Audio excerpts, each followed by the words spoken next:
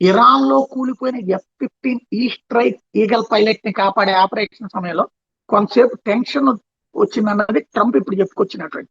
ఆ fighter jet ని eject అయ్యి రెండో పైలట్ ఇరాన్ దళాల నుండి తప్పించుకుని పర్వతాల్లో దాక్కున్నాడని తొలుత అమెరికా నిఘా విభాగం అతని లొకేషన్ కూడా గుర్తించిందని. కానీ అతని దగ్గర నుంచి వచ్చిన సందేశం తమని గందరగోళంలో పడేసిందని ట్రంప్ చెప్పుకొచ్చారు. రేడియో సిగ్నల్స్ లో భగవంతుడిదే శక్తి అన్నట్టు వినిపించింది. అది ముస్లింలు మాట్లాడినట్టు అనిపించింది. ఆ తర్వాత ఆ సిగ్నల్ ని గాడ్ ఈజ్ గుడ్ గా మిలిటరీ అధికారులు గుర్తించారు.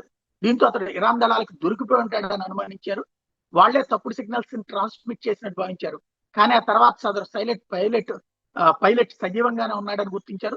వాస్తవానికి యుద్ధం విపత్కర పరిస్థితుల్లో దళాల సభ్యులు చిక్కుకున్న వేళ వెంటనే ముందుగా అనుకున్న కోడ్ని మర్చిపోయి సాయసిద్ధ శైలిలో స్పందిస్తుంటారు.